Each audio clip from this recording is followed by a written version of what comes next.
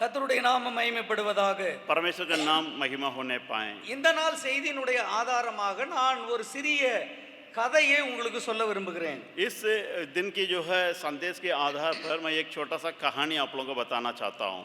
Alice இன் wonderland என்று சொல்லி ஒரு கதை இருக்கிறது. आलिस इन वंडरलैंड नाम करके एक कहानी है। அது நிறைய சின்ன பிள்ளைகளுடைய பாடத்திலேயும் அந்த கதை இருக்கும் என்று நான் நம்புகிறேன். मैं विश्वास करता हूँ जो छोटे बच्चे लोगों के जो पढ़ने के जो पाठ्यक्रम में भी वो कहानियाँ पाई जाएगी। அதுல ஒரு சுவாரஸ்யமான சம்பவம் உண்டு. उसमें एक रुचिदायक घटना है। அந்த காரியத்தை நான் கேட்கும்போது அது எனக்கு மிகவும் பிரயோஜனமா இருந்தது. उसको मैं जब सुन रहा था वो मेरे लिए बहुत अच्छा लगा। அந்த ஆலிஸ் இன் வண்டர்லேண்ட் என்ற அந்த கதையிலே ஆலிஸ் என்ற ஒரு கேரக்டர் இருக்கிறது. उस आलिस इन वंडरलैंड की उस कहानी में आलिस नाम करके एक कैरेक्टर है। அதுல अनेक காரியங்கள் அந்த கதையில காணப்படுகிறது. उस बातों में कई बातें पाई जाती है कहानी के अंदर। அதுல ஒரு சம்பவம் என்னவென்றால் उसमें एक घटना यह है இந்த ஆலிஸ் இந்த வண்டர்லேண்ட் என்கிற அந்த தீவிலே அவள் பிரயாணம் பண்ணி கொண்டிருக்கிறாள். वो जो है आलिस नाम करके वो लड़की जो है वंडरलैंड नाम करके एक टापू में वो जो है यात्रा कर रही थी। அப்படி அவள் பிரயாணம் பண்ணி கொண்டு போகும்போது ஒரு குறிப்பிட்ட இடத்திலே அவளுக்கு முன்பாக ரெண்டு பாதை தெரிகிறது.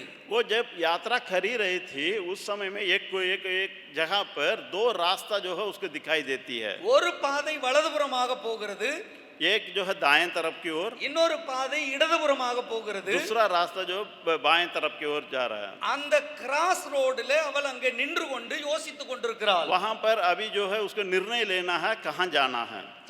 எந்த பாதையிலே போவது என்று யோசித்துக் கொண்டிருக்கிற அந்த நேரத்திலே वो जैसे ही सोच ही रही थी उसी समय में அங்கே ஒரு பூனை வருகிறது. वहां पर एक बिल्ली आती है। அந்த பூனையினுடைய பெயர் செஷயர்.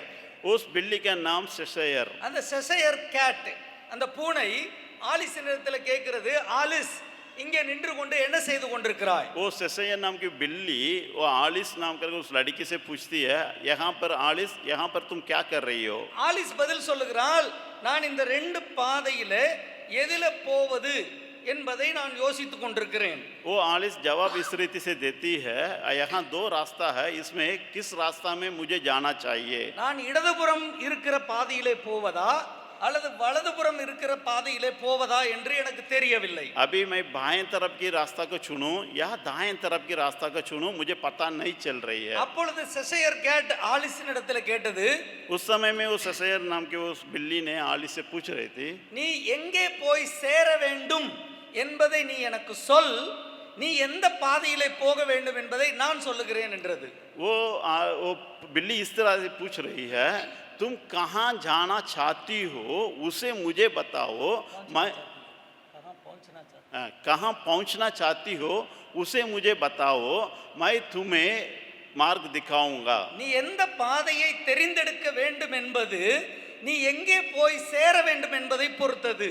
तुम जहाँ पहुँचना है उसको जो है निर्णय तुम जहाँ पहुँचना चाहती है उस पर आधारित रहती है। சோ எங்கே போக வேண்டுமோ அதற்கு ஏற்றார் போல நீ பாதையை தெரிந்தெடுக்கலாம் என்று சொன்னது. तुम जहाँ तक पहुँचना चाहती हो उसी के आधार पर तुम रास्ता को चुन सकती हो। ஆனால் ஆலிஸ் பதில் சொன்னால், लेकिन आलिस ने इस तरह की जवाब दी थी, நான் எங்கே போய் சேர வேண்டும் என்பது எனக்கு முக்கியமல்ல, मैं जहाँ पहुँचना है वो हमारे लिए मुख्य नहीं है, ஆனால் நான் எந்த பாதையிலே போக வேண்டும் என்பதை நான் யோசிக்கிறேன் என்றால், लेकिन मैं किस रास्ता से होकर के जाऊँ इसे मैं सोच रही हूँ। அதற்கு செஷயர் கேட் பதில் சொன்னது, इसके लिए वो बिल्ली इस रीति से जवाब दी, நீ எங்கே போய் சேர வேண்டும் என்பது உனக்கு முக்கியமில்லை என்றால், तुम जहाँ पहुँचना है अगर वो बात तुम्हारे लिए जरूरी नहीं है, நீ போய் சேர வேண்டிய இடம் உனக்கு முக்கியமில்லை என்றால், तुम जहाँ पहुँचना है वो तुम्हारे लिए अगर खास नहीं है तो நீ எந்த பாதையில் போகிறாய் என்பதும் முக்கியமல்ல.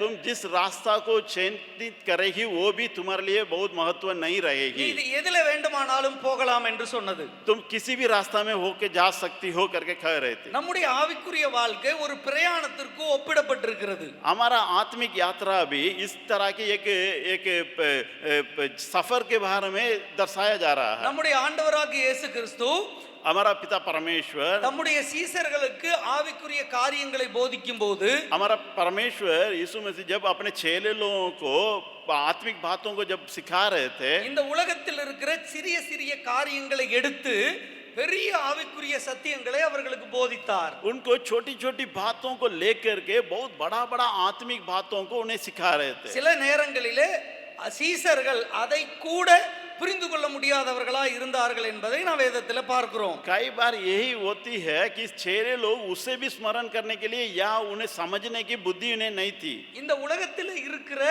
சின்ன சின்ன உதாரணங்களை எடுத்து பெரிய பெரிய ஆவிக்குரிய சத்தியங்களை நம்முடைய ஆண்டவர் நமக்கு போதித்திருக்கிறார். हमारा परमेश्वर ने जो छोटी छोटी बातों को रख करके बहुत बड़ा बड़ा जो आत्मिक बातों को हमें सिखाया. ஆங்கிலத்தில் இப்படியாக இதை குறித்து சொல்லுவார்கள், जैसे अंग्रेजी में इसे ऐसा कहते हैं, what is true in the natural is true in the spiritual. जैसा जो बातें जो आम तरीके से जो सच है वो जो है हमारा जीवन, आत्मिक जीवन में भी वो सच है. நம்முடைய நடைமுறை வாழ்க்கையிலே நாம் எதெல்லாம் உண்மையா இருக்கிறதோ, हमारा प्रतिदिन की जो जीवन में जो जो बातें सच है அது நம்முடைய ஆவிக்குரிய வாழ்க்கைக்கும் பொருந்தும். वो जो है हमारा आत्मिक बातों के लिए भी ताल मिलती है. அதனால தான் இந்த உலகத்தில் இருக்கிற சில காரியங்களை எடுத்து பரலோகத்துக்குரிய காரியங்களை அல்லது ஆவிக்குரிய காரியங்களை நம்முடைய ஆண்டவர் நமக்கு போதித்திருக்கிறார். इसलिए जो इस संसार में जो पाई जाने वाली छोटी छोटी बातों को रख करके हमारा परमेश्वर ने जो स्वर्गीय बातों को हमें सिखाया.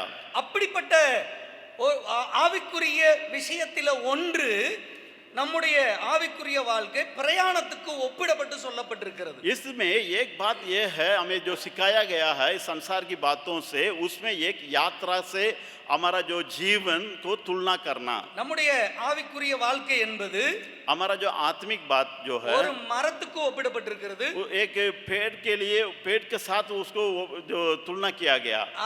ஒரு மந்தைக்கு ஒப்பிடப்பட்டு சொல்லப்பட்டிருக்கிறது. एक भेड़शाला के साथ तुलना किया गया. பிரயாணத்துக்கு ஒப்பிடப்பட்டிருக்கிறது. यात्रा के साथ उसको तुलना किया गया. ஓட்டத்தை ஒப்பிடப்பட்டு அல்லது ஒரு ஓடக்கூடிய அந்த ரேஸ் ஓட்ட பந்தயத்திற்கு ஒப்பிடப்பட்டிருக்கிறது. जो दौड़ जो चलता है वो दौड़ के साथ उसको तुलना किया गया. நம்முடைய குடும்பத்தோடு அது ஒப்பிடப்பட்டு சொல்லப்பட்டிருக்கிறது. हमारा परिवार के साथ उसको तुलना किया गया. ஆலயத்தோடு அல்லது கட்டடத்தோடு ஒப்பிடப்பட்டிருக்கிறது. वो जो भवन या जो है कलीसिया के साथ उसको तुलना किया गया. இப்படி அநேக காரியங்களோடு ஒப்பிட்டு நம்முடைய ஆண்டவர் நம்முடைய ஆவிக்குரிய வாழ்க்கையை பற்றி நமக்கு போதித்திருக்கிறார். इस तरह की कई बातों से जो आम तरीके से जो हम देखते हैं उसे रख करके परमेश्वर हमारा स्वर्गीय बातों या ये जो आत्मिक बातों को सिखाया. அதுல ஒரு அற்புதமான விஷயம் இந்த பிரயாணம் என்பது. उसमें एक अद्भुत बात यह है कि प्रयाण जो यात्रा को भी परमेश्वर उसको साथ तुलना करते हैं. அந்த பிரயாணத்தை பற்றி ஆண்டவர் பேசும்போது இரண்டு காரியங்களை நமக்கு முன்பாக வைக்கிறார். इस यात्रा के बारे में जब परमेश्वर हमें बताते हैं दो बातों को यहाँ पर हमें सिखाते हैं. இன்னும் உண்மையை சொல்ல போனால் और एक सच बताएं, ஆதியாகமத்தில் இருந்து வெளிப்படுத்தின விசேஷம் வரைக்கும் ஆண்டவர் இந்த டூவலிசம் என்கிற இரண்டு எதிரெதிரான காரியங்களை முன்வைத்து अनेक விஷயங்களை நமக்கு போதித்து வருகிறார். इसमें एक सच्चाई यह है जो उत्पत्ति से प्रकाशित वाक्य तक जो हम बाइबल पढ़ते हैं उसमें जो है दो दो बातों को परमेश्वर हमेशा हर जगह बताते हैं. एक जो है अच्छी बात रहेगा, उसकी जो विपरीत जो बुराई है वो भी वहां पर पाया जाएगा. இரண்டு எதிரெதிரான காரியங்கள், दोनों जो है विपरीत है. அந்த காரியங்களிலிருந்து உங்களுக்கு எது வேண்டுமோ அதை தெரிந்தெடுத்துக் கொள்ளுங்கள் என்று ஆண்டவர் சொல்லுகிறார். उसमें से जो दो बात आपके सामने रखा रहेगा उसमें चयन करना आपके ऊपर है. அப்ப இரண்டு தெரிந்தெடுப்புகள், जो दो चुने जाने அந்த बातें, தெரிந்தெடுப்பிலிருந்து நாம் எதை தெரிந்து கொள்ள போகிறோம் என்பதை ஆண்டவர் நமக்கு முன்பாக வைக்கிறார். उस जो चुने जाने वाली जो दो बातें हैं उसमें से आप किसको जो चयनित करते हैं उसी पर निर्धारित रहता है. என்னுடைய செய்தியின் தலைப்பு two choices in our life. जैसा हमारा जो संदेश के जो है मुद्दा ये रहेगा, दो मौका हैं आपके सामने, विकल्प, दो विकल्प. நம்முடைய வாழ்க்கையில் இருக்கிற இரண்டு தெரிந்தெடுப்புகள், जो हमारा जीवन में पाए जाने वाले विकल्प, दो विकल्प. அதிலே நாம் எதை தெரிந்து கொள்ள போகிறோம் என்பது நம்மை பொறுத்தது. उसमें जो है जो आप उसको चूज करेंगे, जो चयनित करेंगे, वो आपके ऊपर निर्भर है। எப்படி இந்த ஆலிஸ் இன் வண்டர்லேண்ட் கதையிலே जैसा हम लोग जो देखे थे, जो आलिस इन वंडरलैंड की जो कहानी में ஆலிஸுக்கு முன்பாக ரெண்டு பாதை இருந்ததோ, आलिस के सामने दो रास्ता पाया जाता था, அதுபோல நம்முடைய வாழ்க்கையிலேயும் தேவன் இரண்டு தெரிந்தெடுப்புகளை நமக்கு கொடுக்கிறார். उसी रीति से हमारा जीवन में भी परमेश्वर दो चुने जाने की जो बातों को, विकल्प को हमारा सामने रखता है। இந்த விஷயத்தை நாம் தெரிந்தெடுப்பதற்கு முன்னதாக நாம் ஒரு காரியத்தை निर्णय செய்து கொள்ள வேண்டும். इससे जो विकल्प को हम लोग जो चुने जाने से पहले एक बात पर हम निर्धारित रहना है, उसको निर्णय ले लेना है। அது என்னவென்றால், वो क्या है?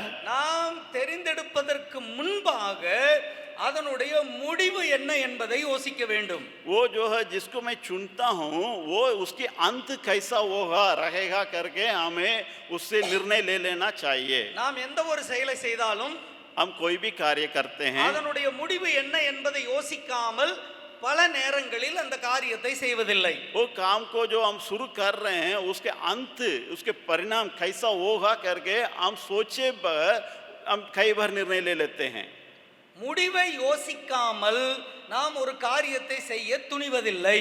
हम जो उसका अंत क्या होगा, उसका परिणाम, जो इस काम को मैं कर रहा हूँ उसका परिणाम क्या होगा करके सोचे बिना हम कुछ कार्य नहीं करते हैं। சிலர் ஒரு முடிவை யோசிக்காமல் அதை செய்ய நினைத்தாலும் கூட, हमें कुछ लोग ऐसा, अगर उसके जो परिणाम क्या होगा करके उसे सोचे बगैर हम अगर कोई काम को करते भी है, அந்த காரியத்தை செய்து முடித்த பின்பு उस काम को करने के बाद அதற்காக அவர்கள் வருந்துவார்கள். उसके लिए वो सोचते हैं कि अरे क्यों ऐसा हो गया, இதனுடைய முடிவு இப்படி இருக்கும் என்று நான் யோசிக்கவில்லை, मैं इसकी जो है परिणाम इस रीति से हो जाएगा करके मैं नहीं सोचा, நான் இப்படி யோசிச்சிருந்தா நான் இதை செஞ்சிருக்கவே மாட்டேன், अगर मेरा ख्याल इस तरह की अगर होता ये नहीं करता, இதனுடைய ரிசல்ட்டை, இதனுடைய முடிவை நான் யோசிக்காமல் காரியத்தை செய்து விட்டேன் என்று வருந்துகிற अनेगर நமக்குள்ள உண்டு. इसका परिणाम इस तरह की विपरीत हो जाएगी करके अगर मुझे पता रहता मैं इस काम को नहीं करता।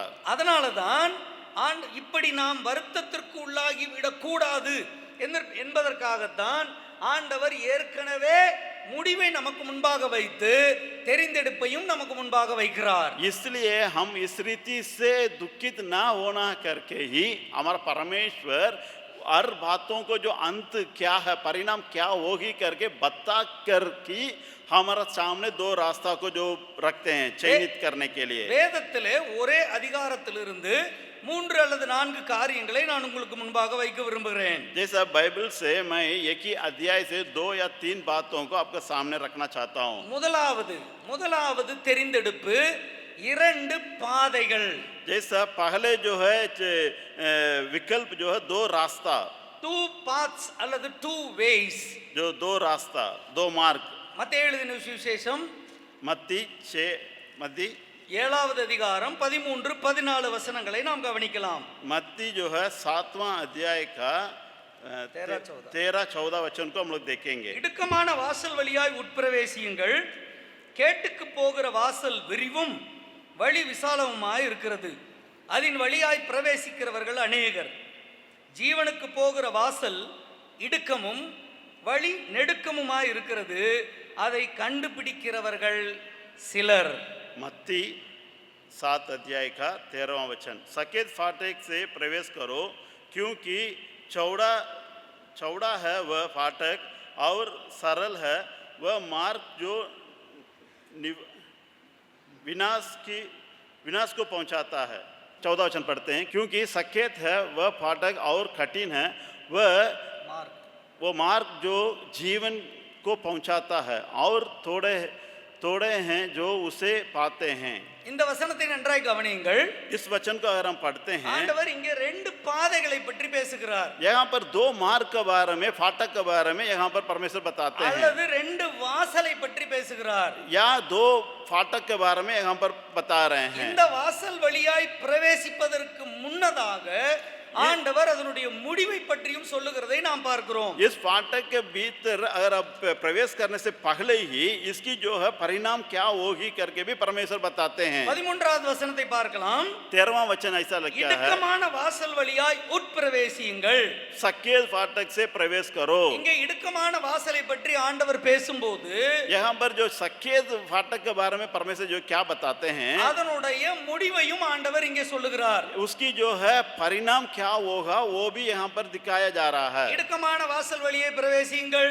जो सकेत फाटक से प्रवेश करो, ஆ, அது வழி நெடுக்கமாய் இருக்கிறது. वो जो है उसके फाटक जो है बहुत सरल है, அது குறுகினதாய் இருக்கிறது. वो जो है बहुत सकरा हो जाता है, அது ஒரு கடினமான பாதை वो जो है कठिन रहेगा। என்று சொல்லி ஆண்டவர் அப்படியே விட்டு விடவில்லை. वो वैसे ही भूल करके उसे छोड़ नहीं दिए, மாறாக परंतु ஆண்டவர் இங்கே சொல்லுகிறார், ஜீவனுக்கு போகிற வாசல் வழி நெருக்கமா இருக்கிறது, அது இடுக்கமானதா இருக்கிறது என்று சொல்லுகிறார். वैसा जो जीवन की ओर जो बढ़ती है वो मार्ग जो है वो सकरा रहता है। சோ வாசலுக்கு உள்ளே பிரவேசிப்பதற்கு முன்னதாகவே இது ஜீவனுக்கு போகிறது என்பதை ஆண்டவர் முன்னதாக சொல்லுகிறார். आप उस फाटक में घुसने से पहले ही वहां पर हमें दिखाया गया है, सिखाया गया है, ये जो है जीवन की ओर बढ़ती है। முடிவை முன்னதாகவே ஆண்டவர் சொல்லுகிறார். उसकी जो परिणाम क्या होगा, उसका अंत कैसा होगा करके परमेश्वर पहले ही बताते हैं। அதை நம்முடைய மனதில வைத்து நாம் முடிவெடுக்க வேண்டும் அல்லது நாம் ஸ்டெப் எடுத்து வைக்க வேண்டும் என்று ஆண்டவர் விரும்புகிறார். उसे हमारा मन में रखते ही हम आगे बढ़ना है। ஆனா பல நேரங்களில் நாம் முடிவை பற்றி யோசிப்பதில்லை. लेकिन कई बार हम लोग उस जो अंतिम परिणाम के बारे में हम सोचते नहीं। ஆரம்பத்தை பற்றி பேசுகிறோம், हम शुरुआत के बारे में देखते हैं, ஆரம்பத்தை பற்றி யோசிக்கிறோம், जो शुरुआत के बारे में हम लोग अधिक जो चिंतन करते हैं, ஆனா முடிவை பற்றி யோசிப்பதில்லை. जो उसके अंत क्या होगा करके हम सोचते नहीं हैं। இன்றைக்கு நமக்கு என்ன இருக்கிறது அது போதும். जो आज के लिए जो है वो काफी है। இப்பொழுது நமக்கு என்ன இருக்கிறது அது போதும். जो अभी के लिए जो वर्तमान में जो हमारा हाथ में है वो काफी है। இப்ப இருப்பதை வைத்து நாம் இதை செய்து கொள்ளலாம். जो अभी जो है हमारा पास जो है उपलब्धियां हैं उससे हम ये कर लेंगे। இப்ப இருப்பதை வைத்து நாம் வாழ்ந்து கொள்ளலாம். अभी जो है उससे हम जी लेंगे। ஆனால் இதற்கு பின்பு என்ன முடிவு வர போகிறது என்பதை பல நேரங்களில் நான் யோசிப்பது இல்லை. लेकिन जो उसकी जो बात में जो होने वाली बातों को हम कभी नहीं विचार करते ஆனால் हैं। நம்முடைய ஆண்டவர் ஆரம்பத்திற்கு எவ்வளவு முக்கியத்துவம் கொடுக்கிறாரோ, लेकिन हमारा परमेश्वर जो कुछ बातों को जो शुरुआत को जितने जो हम महत्व देते हैं, அதே அளவுக்கு முடிவுக்கும் முக்கியத்துவம் கொடுக்கிறார். उतना ही बराबर जो है जरूरत उसके लिए भी है जो अंत होती है। இதற்கு இடையில ஆரம்பத்திற்கும் முடிவுக்கும் இடையில ஒரு process இருக்கிறது. அந்த processக்கும் தேவன் முக்கியத்துவம் கொடுக்கிறார். जो है आप जो शुरू से जो अंत तक जो भीतर जो चलते हैं उसके लिए भी एक प्रोसेस बोलते हैं, उसके लिए भी कोई बातें रखी हुई है। நான் ஏற்கனவே சொன்னது போல मैं जो पहले ही बोला था, நம்முடைய ஆவிக்குரிய வாழ்க்கை என்பது ஒரு பிரயாணத்துக்கு ஒப்பிடப்பட்டிருக்கிறது. हमारा आत्मिक जो है बातें हैं वो यात्रा के साथ तुलना किया गया है। நாம் பிரயாணம் பண்ணுவதற்கு முன்னதாக என்ன செய்வோம்? हम जो यात्रा करने से पहले क्या करते हैं, நாம் எங்க போக வேண்டும் என்பதை முடிவு செய்வோம். हम कहां तक पहुंचना है उसको हम निर्णय लेते हैं। ஒருவேளை எங்க போவது என்பதை முடிவு செய்யாமல் நாம் பிரயாணம் செய்ய ஆரம்பித்தால் என்ன நடக்கும்? हम कहां तक पहुंचना है करके अगर हम निर्णय लिए बिना हम यात्रा शुरू करते हैं तो क्या होगा? ஒரு நபர் நமக்கு எதிராக வருகிறார்.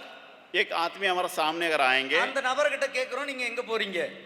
उस आदमी से हम लोग पूछेंगे आप कहाँ जा रहे हैं? இல்ல நான் சும்மா அப்படியே போயிட்டு இருக்கேன். वो ऐसे मैं यूं ऐसे ही चल रहा हूँ करके कहेगा। எங்க போறேன்னு எனக்கு தெரியல. वो मैं कहाँ जा रहा हूँ मुझे पता नहीं है, எங்கேயோ நான் போயிட்டு இருக்கேன். कहीं तो मैं जा रहा हूँ। இந்த மாதிரி ஒரு 2-3 தடவை சொல்லுவார்னா इसी रीति से 2-3 बार अगर बोलेगा, அவரை பத்தி நாம என்ன நினைப்போம்? उसके प्रति हम लोग क्या सोच लेंगे? கொஞ்சம் நட்டு கலந்துருச்சு போல இருக்கு, थोड़ा सा इसका ढीला हो गया, இனிச்சு இவரை கீழ்பாக்கத்துக்கு தான் அனுப்பணும்னு யோசிப்போம். इसको तो रांची या कीलपाक भेजना होगा करके हम सोच लेंगे। ஏனென்றால் இந்த உலகத்திலே எந்த ஒரு மனிதனும் தன்னுடைய முடிவு டெஸ்டினேஷனை முடிவு செய்யாமல் பிரயாணத்தை ஆரம்பிப்பது இல்லை. इसलिए जो है हम में से कोई भी मनुष्य ऐसा नहीं है कोई जो यात्रा हमारा कहाँ अंत होगा उससे निर्णय लिए बिना अपना यात्रा को शुरू नहीं करता। முடிவை யோசிக்காமல் நாம் காரியத்தை ஆரம்பிப்பது இல்லை.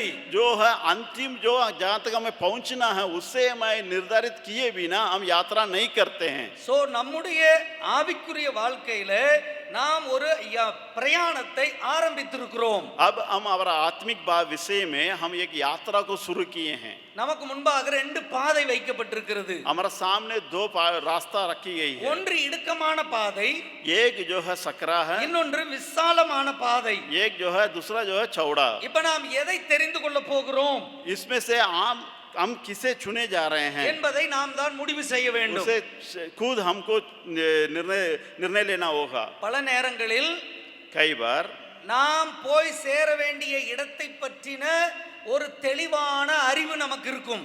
जैसा हम जहाँ पहुँचने जा रहे हैं उसके प्रति हमारा अंदर जो कुछ ख्याल होगा. ஆனா சில நேரங்களில் நாம் எங்கே போய் சேருகிறோம் என்பதை பற்றிய அறிவு நமக்கு இருக்காது.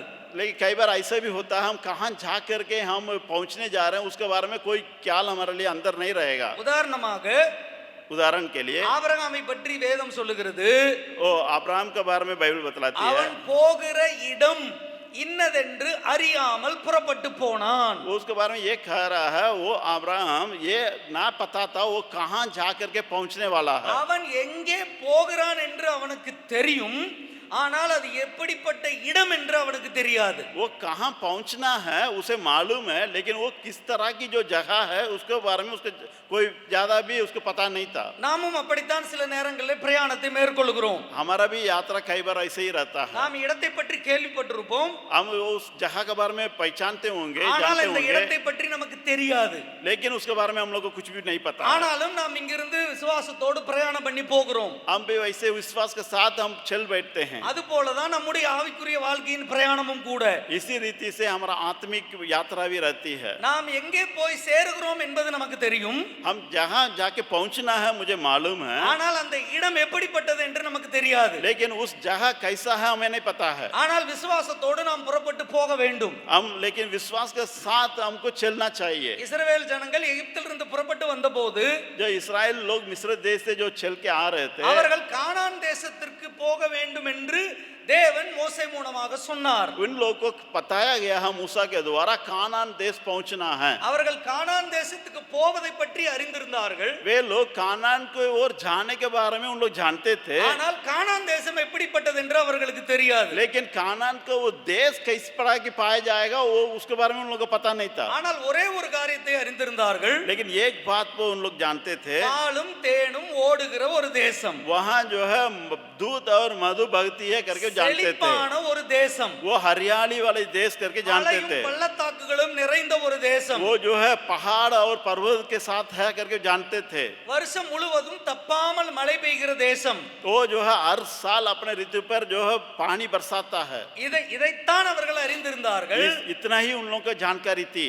அதை வைத்துக்கொண்டு அவர்கள் பிரயாணத்தை மேற்கொண்டார்கள். वो उतना ही रख करके उन लोग यात्रा को आरंभ किया. அப்படிதான் நம்முடைய ஆவிக்குரிய வாழ்க்கையும்.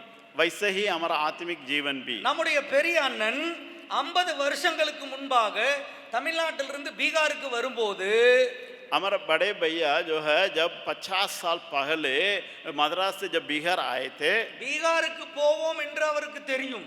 वो उनको पता था कि बिहार हम जा रहे हैं. டெக்ரியான் சோனுக்கு போவோம் என்று அவருக்கு தெரியும். डेगरियान सोन में जाके पहुंचना है करके उनको मालूम है. ஆனால் பீகாரை பற்றி எதுவும் தெரியாது. लेकिन बिहार के बारे में ज्यादा जानकारी नहीं சோனை थी. பற்றி தெரியாது.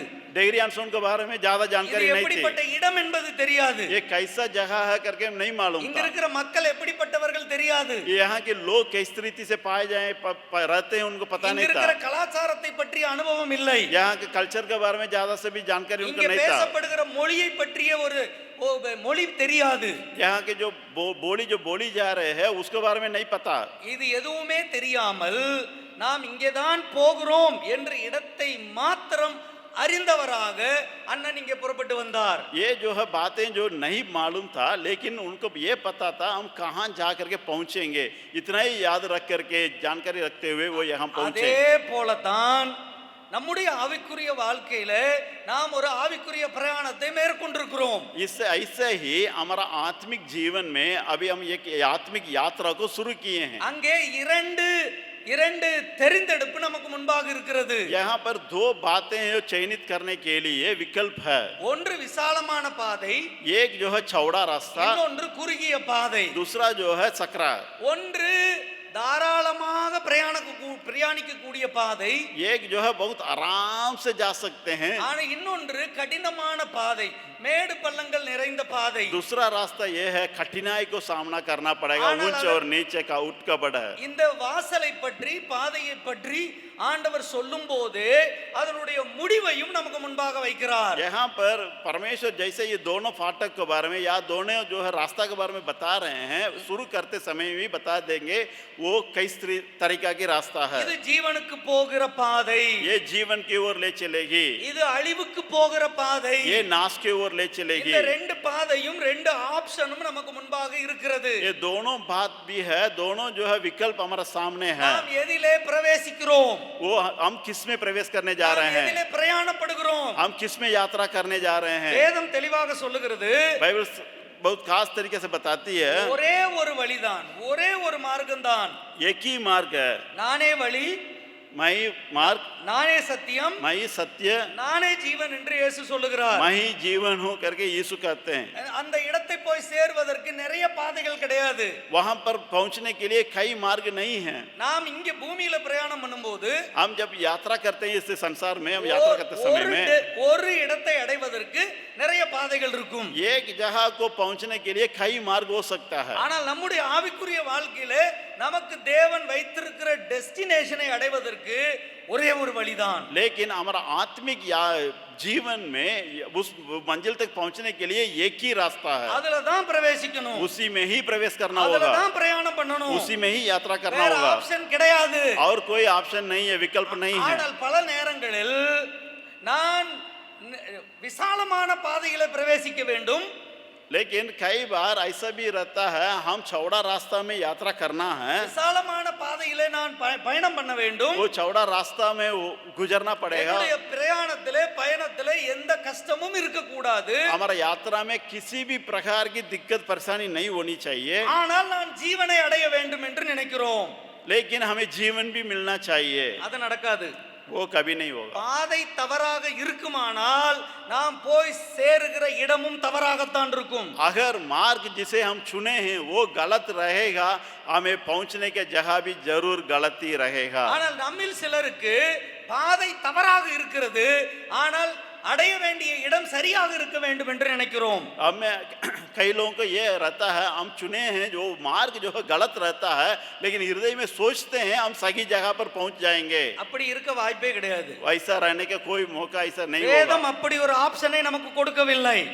बाइबल जो है धर्मशास्त्र इस तरह के ऑप्शन हमें नहीं दिया है। விசாலமான பாதையில பிரவேசித்து விட்டு जो चौड़ा रास्ता में से होकर के गुजरते हैं, ஜீவனுக்கு போய் சேரலாம் என்கிற ஆப்ஷனை வேதம் நமக்கு கொடுக்கவில்லை. उस मार्ग में जा करके हम जीवन के पहुंच जाएंगे, जीवन की उस बात में हम पहुंच जाएंगे करके सोचते हैं, वो उस तरीके की बातों को बाइबल हमें नहीं देती है। இடுக்கமான பாதையில நெருக்கமான பாதையில போகிறவர்கள் தான் ஜீவனை அடைய முடியும் என்பதை வேதம் நமக்கு தெளிவாக சொல்லுகிறது. वो सकरा रास्ता से होकर के जो गुजरते हैं वही लोग जीवन को पाएंगे करके बाइबल साफ साफ बताती है।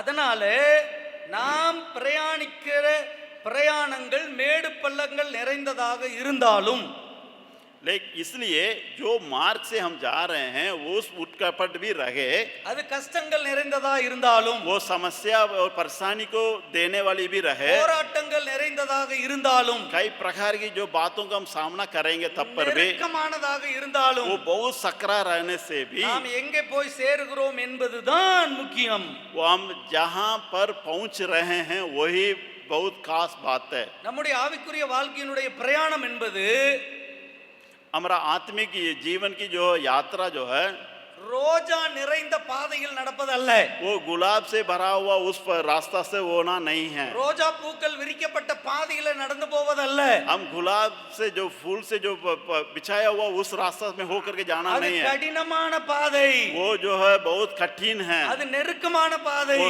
सकरा है, அது மேடு பள்ளங்கள் நிறைந்தது, वो उठकपट वाला रास्ता है, அது வனாந்தரமான பாதை. वो मरुभूमि जैसा लगता है।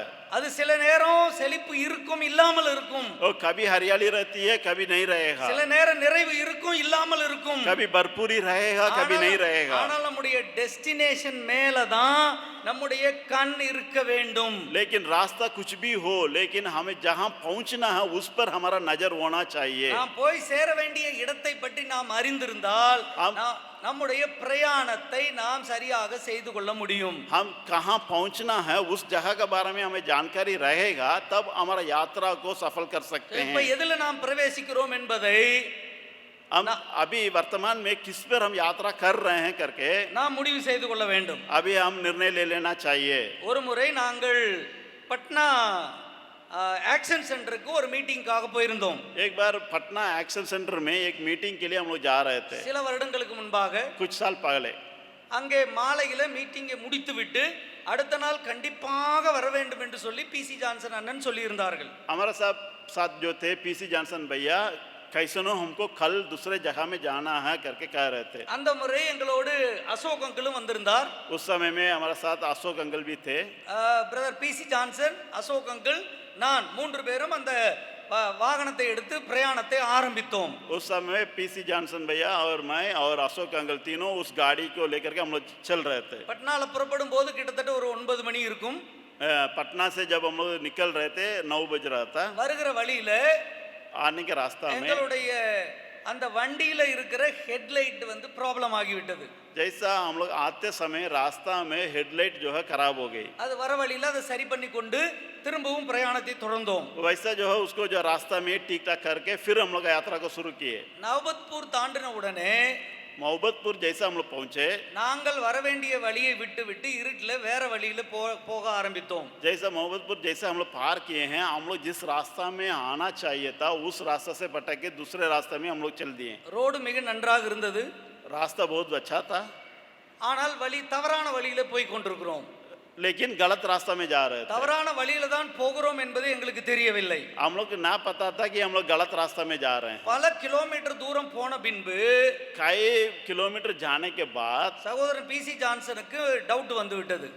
भाई पीसी जॉनसन के अंदर एक शक आया. நான் அந்த நேரத்தில் நான் கொஞ்சம் பீகாருக்கு புதிதாக இருந்ததுனால எனக்கும் சரியாக வழி தெரியவில்லை. उस समय में नहीं नया नया आया हुआ था, इसलिए हमको भी रास्ता के बारे में पता नहीं था. ராத்திரி நேரம், रात के समय ஹெட்லைட் வேற ப்ராப்ளமா இருந்தது.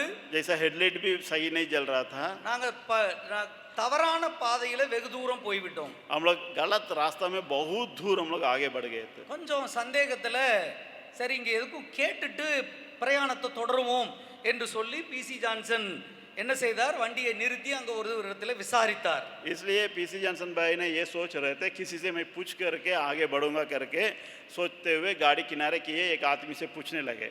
அவர் சொன்ன பின்புதான் எங்களுக்கு தெரிந்தது நாங்க ரொம்ப தூரம் தவறான பாதையில பிரயாணம் பண்ணிவிட்டோம். वो आदमी जैसा बताया था तभी हम लोग को पता चला हम लोग बहुत दूर हम लोग जो है गलत रास्ता में चल गए. அதற்கு பின்பு சரியான பாதையை பிடிப்பதற்கு அந்த ராத்திரி நேரத்திலே நாங்க மிகுந்த சிரமப்பட வேண்டி இருந்தது. लेकिन फिर से हम लोग सही मार्ग तक पहुंचने के लिए उस रात के वेला में हम लोग बहुत परेशानी को झेलना पड़ा. எங்கெங்கேயோ கிராமமா போய் சுத்தி கடைசியில கிட்டத்தட்ட 12 மணிக்கு கிட்ட நாங்க சரியான பாதையை நாங்கள் பிடிக்க நேர்ந்தது. रात में 12 बज गई थी हम लोग सही मार्ग में प्रवेश करने के लिए, उसको मतलब प्रवेश करने के लिए, क्योंकि कई गांव में हम लोग गुजर करके हम लोग बाहर आए. சில நேரங்களிலே நாம் சரியான பாதையை மிஸ் பண்ணி விட்டால், कई बार हम लोग जो है सही मार्ग को अगर हम लोग छोड़ देंगे, சரியான பாதைக்கு வருவதற்கு மிக கடினமாக மாறிவிடும். जैसा वो फिर से वो सही मार्ग तक आना के जो समय है वो बहुत कठिनाई से அதற்காக रहेगा. நிறைய விலைக்கிரயம் செலுத்த வேண்டியிருக்கும். उसके लिए बहुत दाम चुकाना पड़ेगा. அதற்காக நிறைய நேரம் விரயமாகிவிடும். उसके लिए बहुत समय को भी खर्चा करना पड़ेगा. அதனால நாம் போகிற பாதை சரியானதா என்பதை நாம் நிர்ணயித்து அதை முடிவு செய்து நாம் போக வேண்டியது மிக அவசியம். इसलिए पहले ही ये जो है निर्धारित उसको समय बैठा लीजिएगा, जिस रास्ता से हम लोग जा रहे हैं वो सही है क्या है सोच लेना चाहिए. இந்த உலக பிரகாரமான பிரயாணத்துல நாம் எப்படியாவது சரியான வழியை திருப்பி பிடித்து விடலாம். इस संसार में हम लोग किसी न भी किसी रीति से हम लोग सही मार्ग पर हम लौट आ सकते हैं. ஆனால் ஆவிக்குரிய வாழ்க்கையில சரியான பாதையில பிரவேசிப்பது பயணம் பண்ணுவது மிக மிக அவசியம். लेकिन आत्मिक जीवन में सही मार्ग में चलना बहुत बहुत अनिवार्य है. நாம் எந்த பாதையில பிரவேசிக்கிறோம் அல்லது பயணம் பண்ணுகிறோம் என்பதை நாம் முடிவு செய்து கொள்வோம். हम किस मार्ग में यात्रा कर रहे हैं उसे हमें सोच लेना चाहिए. இரண்டாவதாக दूसरा, அதே அதிகாரத்துல இன்னொரு காரியத்தை நாம் பார்க்க முடியும். उसी अध्याय में मत्ती 7वां अध्याय में और एक बात को हम लोग देख सकते हैं. 16வது வசனத்திலிருந்து 20வது வசனம் வரைக்கும் जो 16 से 20 तक அங்கே இரண்டு மரங்களை பற்றி சொல்லப்பட்டிருக்கிறது. यहाँ 2 पेड़ के बारे में लिखा हुआ है. அவர்களுடைய கனிகளினாலே அவர்களை அறிவீர்கள். उनकी फलों से तुम उन्हें जानोगे. 16வது வசனத்திலிருந்து 16वां वचन से முட்செடிகளில் திராட்சை பழங்களையும் முட்பூண்டுகளில் அத்தி பழங்களையும் பறிக்கிறார்களா? அப்படியே நல்ல மரமெல்லாம் நல்ல கனிகளை கொடுக்கும். उनके फलों से तुम उन्हें पहचान लोगे. क्यों क्या लोग झाड़ियों से अंगूर या कटोरों से अंजीर को तोड़ते हैं? इसी प्रकार हर एक अच्छा पेड़ अच्छा फल लाता है और निकम्मा पेड़ बुरा फल लाता है. 18 நல்ல மரம் கெட்ட கனிகளை கொடுக்க மாட்டாது, கெட்ட மரம் நல்ல கனிகளை கொடுக்க மாட்டாது.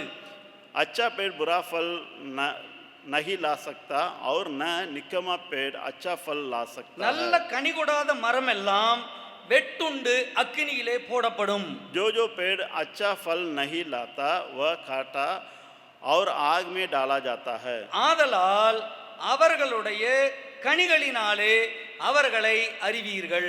इस प्रकार उनके फलों से तुम उन्हें पहचान लेगा. மத்தேயு 3வது அதிகாரம் 8வது வசனத்துல படிக்கிறோம்.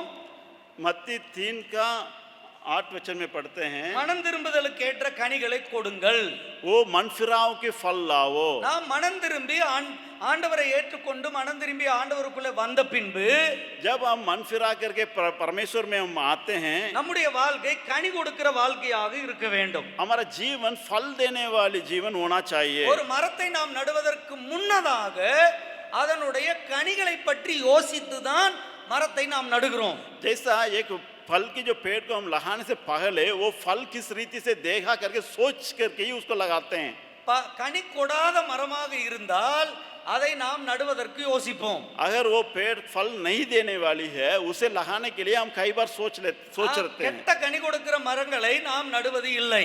जो खराब फल देती है उसे हम नहीं लगाते हैं. ஆண்டவர் இந்த கனிகளை பற்றி பேசும்போது अनेक வித்தியாசமான காரியங்களை வேதத்தில் பேசுகிறார். इस फल के जो पेड़ के बारे में जब परमेश्वर बताते हैं कई प्रकार की बातों को परमेश्वर प्रकट करते हैं. ஏசாயா 5வது அதிகாரத்திலே ऐसा यहाँ 5वां अध्याय में அங்கே ஒரு திராட்சை தோட்டத்தை பற்றி பேசுகிறார். वहां पर एक बगीचा अंगूर की बगीचा के बारे में परमेश्वर बताते हैं. அங்கே திராட்சை தோட்டக்காரர் ஒரு அருமையான தோட்டத்தை ஆயத்தப்படுத்தி கல்லுகளை எல்லாம் பொறுக்கி அதை பண்படுத்தி அங்க திராட்சை கொடியை நாட்டுகிறார். वहां पर उस जमीन की जो मालिक जो है वहां का पत्थर उत्तर का हटा करके उसको अच्छा एक दाखरस वाला बगीचा को बनाता है. ஆனால் அந்த வசனம் சொல்லுகிறது, लेकिन वचन वहां बताती है, வசனத்தை நாம் வாசிக்கலாம். ஏசாயா 5வது அதிகாரம் 2வது வசனம். ऐसा है 5वां अध्याय का 2रा वचन को हम लोग पढ़ेंगे. அவர் அதை வேலியெடுத்து அதில் உள்ள கற்களை பொறுக்கி அதிலே நற்குல திராட்சை செடிகளை நட்டு அதன் நடுவில் ஒரு கோபுரத்தை கட்டி அதன் ஆலையையும் உண்டு பண்ணி அது நல்ல திராட்சை பழங்களை தரும் என்று காத்திருந்தார். அதுவோ கசப்பான பழங்களை தந்தது. उसने उसकी मिट्टी खोदी और उसके पत्थर बिनकर उसमें उत्तम जाति की एक दाखलता लगाई. उसके बीच में उसने एक कुम्हट बनाया और दाखरस के लिए एक कुंड भी खोदा. तब उसने दाख की आशा की परंतु उसमें निकम्मिता के ही लगी. இங்கே ஆண்டவர் இஸ்ரவேல் ஜனங்களை பற்றி பேசுகிறார். यहाँ पर परमेश्वर इस्राएल लोगों के बारे में बताते हैं. இஸ்ரவேல் ஜனங்கள் ஆண்டவருக்கு தேவனாகிய கர்த்தருக்கு நற்குல திராட்சை செடிகளாக இருந்தார்கள். वे जो है इस्राएली लोग परमेश्वर के लिए उत्तम जाति का एक दाखलता दिख रहे थे. அது நல்ல பழங்களை கொடுக்கும் என்று ஆண்டவர் எதிர்பார்த்திருந்தார். वो परमेश्वर इंतजार कर रहे थे वे अच्छे फल को लाएंगे. அதற்கு செய்ய வேண்டிய அனைத்தையும் தேவன் செய்தார். उसके लिए परमेश्वर के द्वारा जो सेवा करनी चाहिए वो पूरा सेवा किया गया भरपूरी से. நல்ல பழங்களை கொடுக்கவில்லை. लेकिन वो अच्छा फल को नहीं लाया. மாறாக அது கசப்பான பழங்களை கொடுத்தது. परंतु तो उसमें जो है निक्के में दाके लगे रहे थे। இப்ப நாம் எல்லாரும் தேவனுடைய ஆலயத்திலே நாட்டி இருக்கிற அவருடைய நற்குல திராட்சை செடிகள். इसलिए हम सब परमेश्वर के उस भवन में लगे गए हैं, उत्तम जाति के एक दाख लेते हैं। இதையே தான் ஆண்டவர் நம்மிடத்தில் எதிர்பார்க்கிறார். इसी को ही परमेश्वर हमसे भी इंतजार करते हैं। நல்ல கனிகளை கொடுக்க வேண்டும் என்று ஆண்டவர் हम காத்திருக்கிறார். अच्छे फल को लाना है करके परमेश्वर इंतजार करते हैं। ஆனா நல்ல கனிகளை நாம் கொடுக்கிறோமா क्या हम अच्छे फल को लाते हैं அல்லது கசப்பான கனிகளை கொடுக்கிறவர்களா இருக்கிறோமா या हम निकमी हो जाते हैं? நாம் கொஞ்சம் யோசித்து பார்க்க வேண்டும். हम जो है सोचना चाहिए। அடுத்ததாக இன்னொரு காரியத்தையும் ஆண்டவர் சொல்லுகிறார். और एक बात को भी परमेश्वर हम बताते हैं। லூக்கா 13வது அதிகாரத்திலே लूक 13वां अध्याय में அங்கே ஒரு அத்திமரத்தை ஆண்டவர் தன்னுடைய திராட்சை தோட்டத்திலே நாட்டுகிறார். वहां पर एक अंजीर को पेड़ को परमेश्वर अपने दाग के जो बगीचा में लगाते हैं। அந்த முதலாளி அந்த எஜமான் அது நல்ல பழங்களை கொடுக்கும் என்று காத்திருக்கிறார். वहां पर वो मालिक ने वो अच्छा फल लाएगा करके इंतजार करता है, ஆனால் அது கனியை கொடுக்கவில்லை. लेकिन वो फल नहीं लाया था। பல வருஷங்கள் காத்திருக்கிறார், कई साल इंतजार करता है, ஆனாலும் அது பழங்களை கொடுக்கவில்லை. फिर भी वो जो है फल नहीं लाया। அது செழிப்பாகத்தான் இருந்தது, वो बहुत हरियाली थी, அதற்கு செய்ய வேண்டிய எல்லாவற்றையும் தேவன் அந்த முதலாளி செய்தார். उसके लिए जो भी सेवा की जरूरत पड़ी वो सारे सेवा को उसको जो माली ने किया, ஆனால் அந்த மரம் கனிகளை கொடுக்கவில்லை. लेकिन फिर भी वो पेड़ फल नहीं लाया। அதே போலதான் वैसे ही ஆண்டவர் பெத்தானியாவிலிருந்து எருசலேமுக்கு போகிற வழியிலே அங்க ஒரு மரத்தை பார்க்கிறார். वैसा ही परमेश्वर जब यीशु मसीह ने बेथानिया से जो यरूशलेम की ओर जा रहे थे, वहां पर भी रास्ता में एक पेड़ को देखा। அந்த மரம் பயங்கர செழிப்பா இருந்தது, वो बहुत हरियाली दिख रहा था, அது கனி இருக்கும் என்று ஆண்டவர் நினைத்தார். उसमें फल होगा करके यीशु मसीह ने इंतजार किया, सोच रहे थे। ஆனால் அதை போய் அங்க மரத்திலே போய் தேடி பார்த்தார், அங்கே கனி இல்லை. लेकिन वहां पर नजदीक जाकर के वो पेड़ के पास जाकर देख रहे हैं, वहां फल कुछ भी नहीं दिखाई दिया। இதே போன்ற நிலைமை ஒருவேளை விசுவாச மக்களுடைய வாழ்க்கையில இருக்க வாய்ப்புண்டு.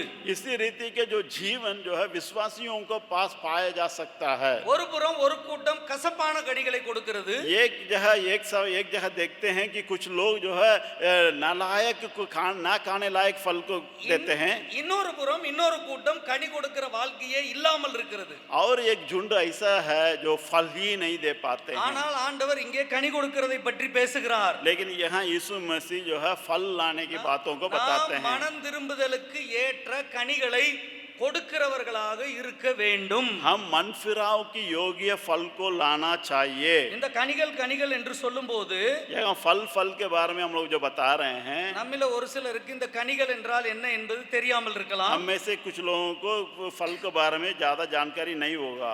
வாசிக்கலாம், கொலோசையர் 1வது அதிகாரம் 10வது வசனம். कोलोसियों पहला अध्याय का 10वां वचन। 10வது வசனம்.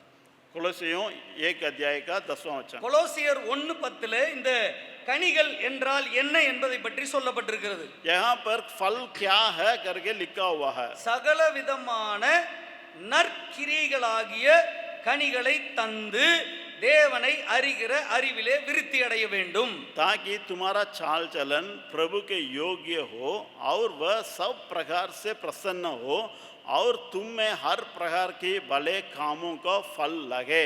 இங்கே நற்கிரியைகளை தான் ஆண்டவர் கனிகள் என்று சொல்லுகிறார். यहाँ पर जो है अच्छे कामों को ही, क्रियाओं को ही फल करके यीशु मसीह कहते हैं। அதே போல தீத்து 3வது அதிகாரம் 14வது வசனத்திலே तीतु 3 का 14 वचन में भी நம்முடையவர்களும் கனியற்றவர்களாய் இராதபடிக்கு குறைவுகளை நீக்குகிறதற்கு ஏதுவாக நற்கிரியைகளை செய்ய பழகட்டும். जैसा तीतुस 3 का 14 ऐसा लिखा है, हमारा लोग भी आवश्यकताओं को पूरा करने के लिए अच्छे कामों में लगे रहना सीखे ताकि निष्फल न रहे।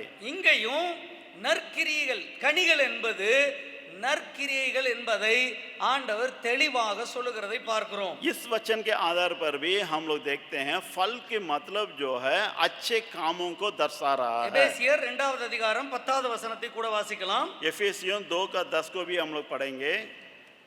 ஏனெனில் நற்கிரியைகளை செய்கிறதற்கு நாம் கிறிஸ்து இயேசுவுக்குள் சிருஷ்டிக்கப்பட்டு தேவனுடைய செய்கையாய் இருக்கிறோம்.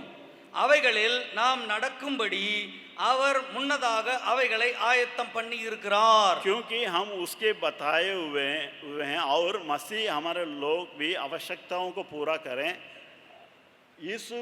यीशु में उन बड़े कामों के लिए सृजे गए हैं। இங்கே நாம் நற்கிரியைகளை செய்வதற்காக கிறிஸ்துவுக்குள் சிருஷ்டிக்கப்பட்டிருக்கிறோம் यहाँ पर என்று हम சொல்லப்பட்டிருக்கிறது. लोग देख रहे हैं जो अच्छे भले कामों को करने के लिए ही मसीह में हम सृजे गए हैं। So it is not optional, it is mandatory. ये जो है ऑप्शनल नहीं है, ये जो है बहुत जरूर करने वाली काम है। அப்போ நாம் கிறிஸ்துவுக்குள் சிருஷ்டிக்கப்பட்டிருக்கிற நாம் क्या मैं मसीह में सृजे गए हैं? கிறிஸ்துவுக்குள்ளே மறுபடியும் பிறந்திருக்கிற நாம் हम मसीह में जो दूसरा जो जन्म लिए हैं, हम நற்கிரியைகளை செய்வது மிக மிக அவசியம். हम में भले काम होना बहुत बहुत अनिवार्य है। ஏனென்றால் நற்கிரியைகளை செய்வதற்காக நாம் சிருஷ்டிக்கப்பட்டிருக்கிறோம் என்று வேதம் திட்டமாக சொல்லுகிறது. क्योंकि हम जो है भले काम करने के लिए ही सृजे गए हैं करके बाइबल जो है साफ साफ बतलाती है। இதை குறித்து நாம் பேசும்போது நம்மில் अनेகருக்கு சில குழப்பங்கள் காணப்படலாம். इसको हम लोग जब बताते हैं कई लोग कंफ्यूज हो जाते हैं। நாம் ரட்சிக்கப்படுவதற்கு முன்னதாக நாம் செய்த நற்கிரியைகளாகட்டும் துர்க்கிரியைகளாகட்டும் அது ஆண்டவருடைய கணக்கிலே வருவது இல்லை. जैसा इसे हम लोग समझ लेना चाहिए, जो हम उद्धार पाने के पहले हम जितने भी भलाई काम किए हैं या बुराई काम किए हैं, ये इस हिसाब में नहीं जुड़ा जाएगा। நாம் ரட்சிக்கப்படுவதற்கு முன்பு நாம் எவ்வளவு நல்லவனாய் இருந்தேனோ அது ரட்சிக்கப்பட்ட பின்பு நான் எவ்வளவு நல்லவன் என்பதை தீர்மானிப்பதில்லை. जैसा मैं उद्धार पाने से पहले मैं कितना अच्छा काम करता था, अच्छे व्यक्ति के तरफ मैं जी रहा था, वो जो है मैं उद्धार पाने के साथ साथ नहीं जोड़ा जाएगा। ரட்சிக்கப்படுவதற்கு முன்பு நான் எவ்வளவு மோசமானவனாய் இருந்தேனோ அது ரட்சிக்கப்பட்ட பின்பு இருக்கிற வாழ்க்கையை முடிவு செய்வதில்லை. जैसा मैं जितना जो कुकर्म काम उद्धार पाने से पहले जो करता था, वो जो है उद्धार पाने के बाद की जो है वो जो है नहीं आएगा, उसमें नहीं लिया जाएगा। அவைகள் எல்லாவற்றையும் ஆண்டவர் கணக்கிலே கொண்டு வருவது இல்லை. वो सब बातों को परमेश्वर अपने हिसाब में नहीं जोड़ते हैं, மாறாக बदले ரட்சிக்கப்பட்ட பின்பு கிறிஸ்துவுக்குள்ளே புதிதாக சிருஷ்டிக்கப்பட்ட பின்பு जब हम मसीह में उद्धार पाने के बाद जो नया सृष्टि जब हम हो जाते हैं, நம்முடைய கிரியைகள் அனைத்தும் கணக்கிலே வைக்கப்படுகிறது. हमारे सारे क्रियाएं लेखा में रखा जाएगा। Our every action in this world will have eternal effect. जैसा जो हमारा सारे क्रियाएं जो उद्धार पाने के बाद जो है करते हैं, वो सब जो है स्वर्गीय जो है बातों में जोड़ा जाएगा। எஸ் நாம் செய்கிற ஒவ்வொரு கிரியையும் பரலோகத்திலே கணக்கு வைக்கப்படுகிறது. हमारा सारे क्रियाएं हैं वहां पर लेखा में रखा जाएगा। அதை வேதம் தெளிவாக நமக்கு சொல்லுகிறது. उसे बाइबल जो है बहुत साफ साफ हमें सिखाती है। நான் சில வசனங்களை உங்களுக்கு காண்பிக்கிறேன். हम कुछ वचनों को आपको मैं दिखाऊंगा। 2 கொரிந்தியர் 5வது அதிகாரம் दूसरा कोरिन्थियों 5वां अध्याय 10வது वचனத்தை பார்க்கலாம். 10वां वचन को अगर हम देखेंगे, ஏனென்றால் சரீரத்தில் அவனவன் செய்த நன்மைக்காவது தீமைக்காவது தக்க பலனை அடையும்படிக்கு நாம் எல்லாரும் கிறிஸ்துவின் நியாயாசனத்திற்கு முன்பாக வெளிப்பட வேண்டும். क्योंकि अवश्य है कि हम सब का हाल मसीह के न्याय के आसन के सामने खुले जाएं, कि हर एक व्यक्ति अपने अपने भले बुरे कामों का बदला जो उसने देह के द्वारा किए हो पाए। இங்கே நாம் ஒருவேளை துர்க்கிரியைகளை செய்கிறவர்களாக இருந்து அதை உணர்ந்து ஆண்டவரிடத்தில் நாம் மன்னிப்பு கேட்போம் என்றால் ஆண்டவர் அதை மன்னித்து விடுவார். अगर हम बुरे काम करने वाला ही रह करके अगर हम परमेश्वर से माफी मांगते हैं, परमेश्वर हमें माफ कर देंगे, அதிலே ஒரு சந்தேகமும் இல்லை. उसमें कोई शक नहीं है। நாம் எல்லாரும் நம்முடைய வாழ்க்கையில தவறுகிறவர்களா இருக்கிறோம். हम सब जो है अपने जीवन में कहीं कहीं झुक जाते हैं। நாம் வார்த்தைகளிலே தவறுகிறோம், हम जो है शब्दों से कभी कभी किसी நாம் செயல்களிலே தவறுகிறோம், हम अपने क्रियाओं से कभी कभी गलती कर देते हैं, நம்முடைய நடக்கைகளிலே நாம் தவறுகிறோம், हमारा चाल चलन में कभी गलती हो जाती है, நம்முடைய குணாதிசயங்களிலே நாம் தவறுகிறோம், हमारे चरित्र में कभी कभी कुछ बदलाव आ जाता है, நம்முடைய உறவுகளிலே நாம் தவறுகிறோம், हम रिश्तों में कभी हम झुक जाते हैं। பல விதங்களிலே தவறுவதற்கு தடுமாறுவதற்கு வாய்ப்புண்டு. हम कई ऐसे भिन्न भिन्न बातें हैं, हम गिर जाते हैं या जो है हम अलग हो जाते हैं, गलत कर देते हैं. பிரயாணத்தை பற்றி பேசும்போது கூட जैसे यात्रा के बारे में भी हम लोग देख रहे ஆண்டவர் ஒரு थे. காரியத்தை அற்புதமாக சொல்லுகிறார். परमेश्वर एक बातों को बहुत अद्भुत रीति से सिखाते हैं. இடரல் வராமல் இருப்பது கூடாத காரியம். जो ठोकर जो होना है वो अवश्य है. நிச்சயமாக இடரல்கள் வரும். जैसे निश्चय जो है ठोकरें होती है. அது ஆண்டவர் சொன்ன ஒரு முக்கியமான காரியம். वो जो है परमेश्वर जो हमें दिखाया वो एक बहुत अनिवार्य बात है. ஆனால் அந்த இடரல் வருவதின் நிமித்தமாக நாம் அங்கேயே நின்று விட வேண்டும் என்று அர்த்தமல்ல. लेकिन उसी ठोकर को हम लोग खा करके वहीं पर रुक ना जाना है. அந்த இடரல்ல அப்படியே விழுந்து விட வேண்டும் என்பது அர்த்தமல்ல. वो हम लोग ठोकर खा करके वहीं पर गिर जाना करके कोई अवश्य नहीं है. அங்கிருந்து எழுந்து நம்முடைய பிரயாணத்தை தொடர வேண்டும். वहां से उठ करके फिर हमारा यात्रा को शुरू करना चाहिए. ஆனால் தேவன் அதை நம்முடைய கணக்கிலிருந்து நீக்குவதில்லை, மாறாக அதை அடித்து விடுகிறார். लेकिन परमेश्वर हमारा जो बातों इस सब की बातों से उसे हटाएगा नहीं, लेकिन उसको काट देगा. நீதிமான் இந்த பூமியிலே செய்யக்கூடிய தவறான செயல்பாடுகளுக்கு அவன் நிச்சயமாக கணக்கொப்புவிக்க வேண்டும். जो धर्मी जन है वो इस संसार में जो भी गलत करता है, जो बुराई करता है, उसके लिए जरूर लेखा देना होगा. வேதம் தெளிவாக சொல்லுகிறது, நீதிமானுக்கு இந்த பூமியிலே சரி கட்டப்படும். जैसा बाइबल साफ साफ बतलाती है, धर्मी जन को लेकर इसी संसार में ही पूरा हो जाएगा. ஆனால் நீதிமான் செய்கிற நன்மையான காரியங்களுக்கு பலன் பரலோகத்தில் வைக்கப்பட்டிருக்கிறது. लेकिन धर्मी जन की जो भला काम है, जो क्रिया है, उसके लिए फल जो है स्वर्ग में रखी हुई है. அப்ப நாம் நற்கிரியைகளை செய்வதற்கு இந்த பூமியிலே ஆயத்தமாய் இருக்கும்போது நாம் எந்த அளவுக்கு நற்கிரியைகளை செய்கிறோமோ அந்த அளவுக்கு நமக்கு பலன் பரலோகத்தில் உண்டு.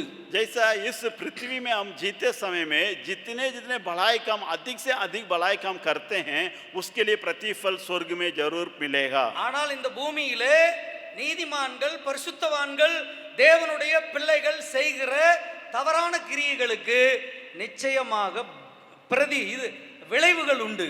जैसा इसी संसार में धर्मी जन जितने बुराई या कुकर्म काम करते हैं, उसके लिए फल भी यहीं पर इस संसार में ही मिलेगा. இதை நாம் மறந்து விடவே கூடாது. इसे हम कभी नहीं भूलना चाहिए.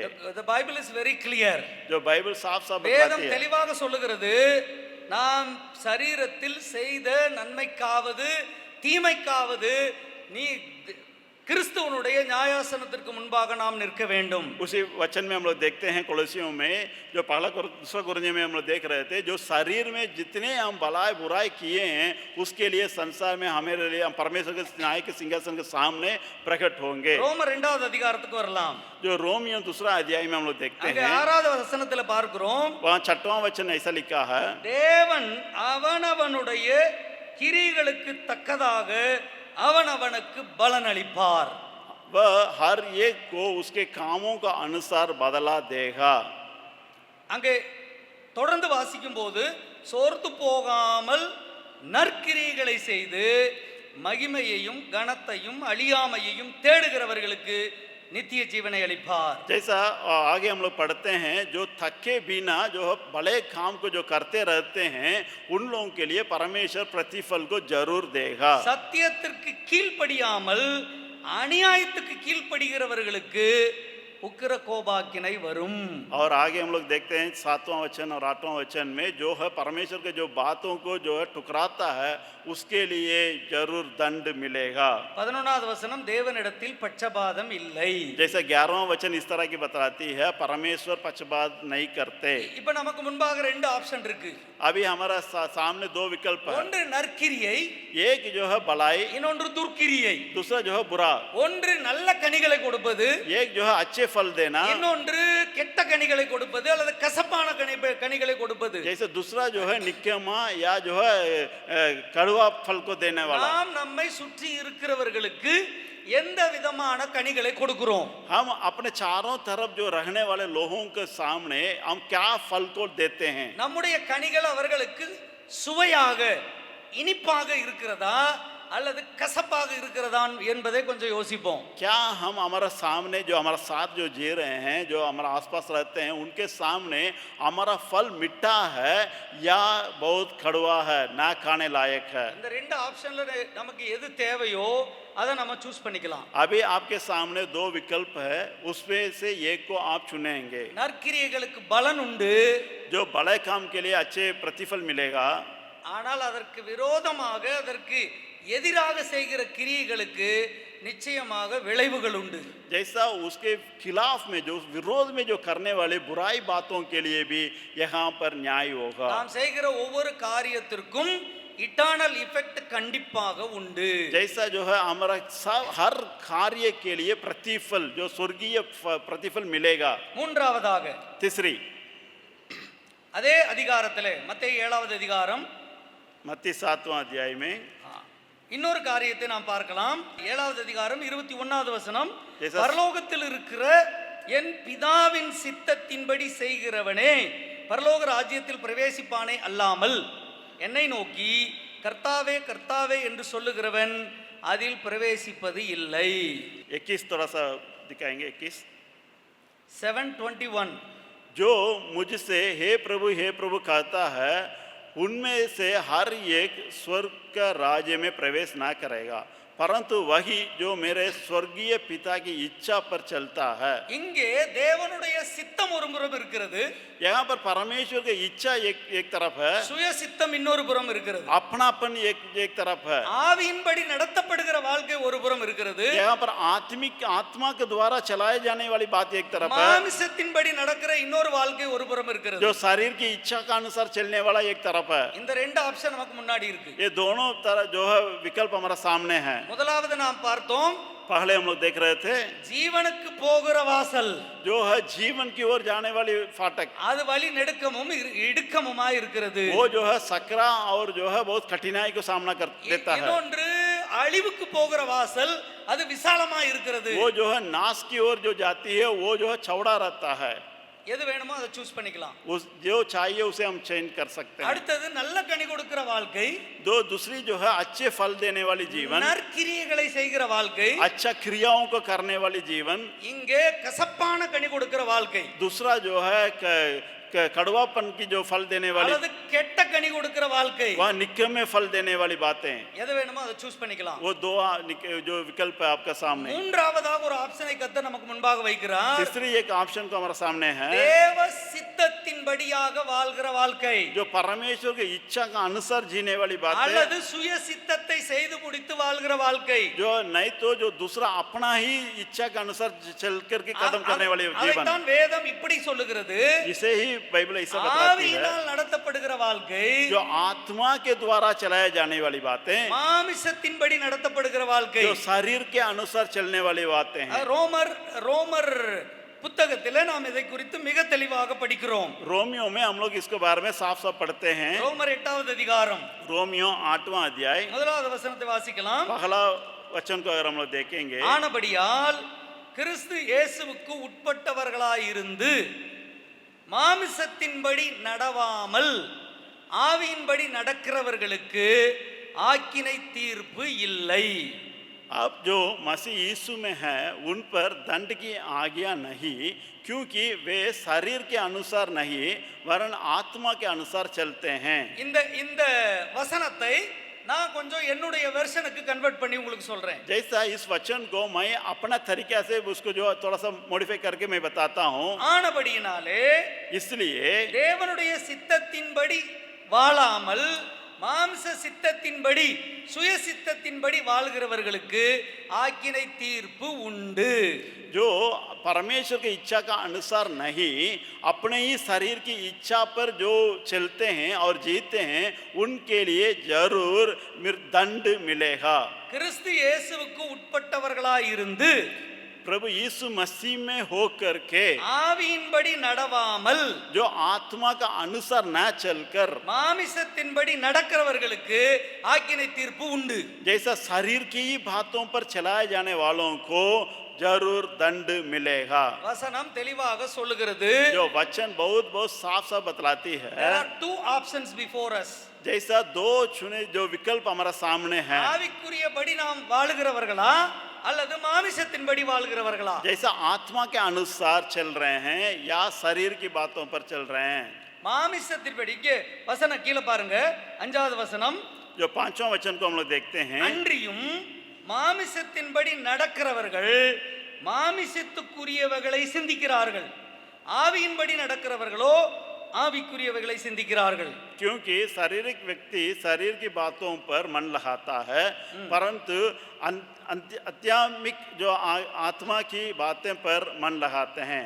6வது வசனம். जो 6वां वचन, மாம்ச சிந்தை மரணம், ஆவியின் சிந்தையோ ஜீவனும் சமாதானமுமாம். शरीर पर मन लगाना तो मृत्यु है, परंतु आत्मा पर मन लगाना जीवन और शांति है। இன்னைக்கு ஆவிக்குரிய உலகத்திலே அல்லது கிறிஸ்தவர்களுக்கு மத்தியிலே ஒரு ஒரு பயங்கரமான, நம்மை அறியாமலே ஒரு பயங்கரமான காரியம் நடந்து கொண்டிருக்கிறது. जैसा आजकल की जो मसीह लोगों के अंदर जाने अनजान में एक बात होते रहता है, ஆவிக்குரிய வாழ்க்கை என்று நினைத்து கொண்டு மாமிசத்தின்படி வாழுவது. जैसा उसे उन्हें सोच लेते हैं कि हम आत्मा के ही जीवन जी रहे हैं करके ही शरीर की बातों को पूरा करते हैं। நான் அதை சிம்பிளா உங்களுக்கு சொல்றேன், கேளுங்க. इसे मैं आप लोगों को बताता हूँ।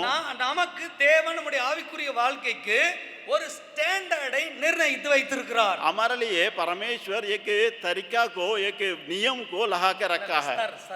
स्तर, ஆத்மிக் ஸ்தர் கோ, आत्मिक स्तर को परमेश्वर हमारे लिए निर्धारित किए हैं। நாம் அந்த ஆவிக்குரிய தரத்திற்கு நாம் முன்னேறி செல்ல வேண்டும் என்று தேவன் விரும்புகிறார். जैसा हम उस स्तर तक बढ़ते जाना है, आगे बढ़ना है करके परमेश्वर चाहते हैं। இன்னைக்கு நிறைய பேருக்கு என்ன பிரச்சனைனா, हम में कई लोगों की क्या समस्या आती है, நான் மாற வேண்டிய அவசியம் இல்ல, हम में कोई बदलाव आने की जरूरत नहीं நான் है, எல்லாமே சரியா தான் मैं இருக்கிறேன், सब में बिल्कुल ठीक हूँ, எனக்கு யாரும் புத்தி சொல்ல வேண்டிய அவசியம் இல்ல, हमको कोई सिखाने वाला, ज्ञान देने वाला जरूरत नहीं है, நான் வந்து மற்றவங்களுக்காக நான் மாறணும்ன்ற அவசியம் கிடையாது, हम अन्य लोगों के लिए अपने को बदलवाने के लिए कोई जरूरत नहीं है, परफेक्ट, मैं बिल्कुल सही हूँ, ठीक हूँ। நீங்க परफेक्टா இருந்தீங்கன்னா நீங்க இங்க இருக்க வேண்டிய அவசியமே கிடையாது.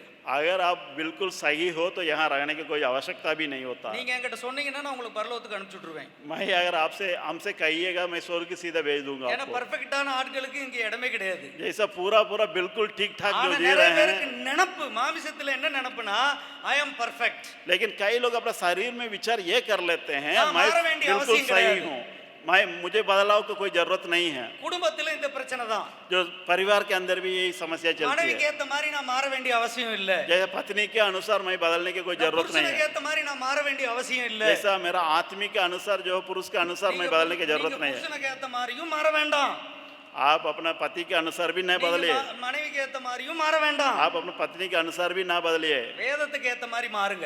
आप बाइबल के अनुसार बदलिए। வேதம் என்ன சொல்லுதோ, தேவன் என்ன எதிர்பார்க்கிறாரோ அந்த ஸ்டாண்டர்டுக்கு தயவு செஞ்சு மாறுங்க. जैसा परमेश्वर और वचन क्या हमें हमसे इंतजार करता है, उस स्तर तक आइए। அதுக்கு பதிலா நாம என்ன செய்யறது?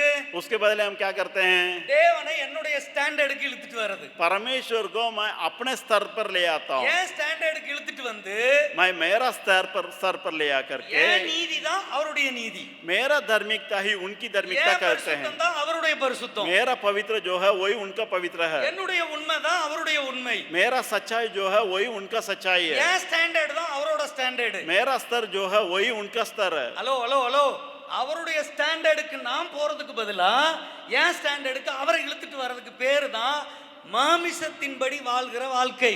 हम ध्यान देंगे, हम परमेश्वर के स्तर के ओर ना बढ़ करके परमेश्वर को मेरा स्तर पर ले आना ही शरीर की अभिलाषाओं को, शरीर की जो चल पर चलने वाली बातें, இந்த தெரிந்தெடுப்பும் விளைவுக்கு உட்பட்டது. इस जो है जो चयन करते हैं, इसे जो हम जो सुनते हैं, ये भी जो है प्रतिक्रिया देती है, அதனால நாம் மறந்துட கூடாது. इसलिए हम बोलना नहीं। நாம் எல்லாரும் அவரவர்களுடைய ஸ்டாண்டர்டுக்கு, அவரவர்களுடைய தரத்துக்கு ஆண்டவரை இழுத்துட்டு வந்துட்டோம்னா ஆண்டவருக்கு தரமே இல்லாம போயிடும். जैसा हम सब जो है अपने अपने स्तर के ओर परमेश्वर का अगर खींच के ले आएंगे, तब परमेश्वर के लिए एक नियमित स्तर नहीं रह जाएगा। அதனால தான் இன்னைக்கு தேவன் தரம் இல்லாதவராக கிறிஸ்தவத்துக்குள்ள மாறிவிட்டார். इसलिए परमेश्वर जो है कोई भी जो है स्तर बिना मसीह लोगों के अंदर हो गए हैं। ஆண்டவருக்கு ஒரு ஸ்டாண்டர்ட் இல்லாம போயிருச்சு, परमेश्वर के लिए एक स्टैंडर्ड नहीं रह गया, வேதத்துக்கு ஒரு ஸ்டாண்டர்ட் இல்லாம போயிருச்சு, बाइबल के लिए एक स्तर नहीं रह गया, சத்தியத்திற்கு ஒரு ஸ்டாண்டர்ட் இல்லாம போயிருச்சு. सच्चाई की जो बातों को सत्य वचन के लिए कोई स्टैंडर्ड नहीं रह ஏன்னா गया। ஒவ்வொருத்தரும் அவங்கவங்க இஷ்டத்துக்கு சத்தியத்தை அவங்கவங்க தரத்துக்கு மாத்துறது. हर एक मनुष्य जो है अपने अपने इच्छा के अनुसार जो सच्चाई की बातों को बदल देते हैं। அவரவர்கள் தேவனை அவர்களுடைய தரத்துக்கு இழுத்து கொண்டு வருவது, हम सब जो है परमेश्वर को अपना स्तर के ओर ले आते हैं। இந்த பொல்லாத காரியம்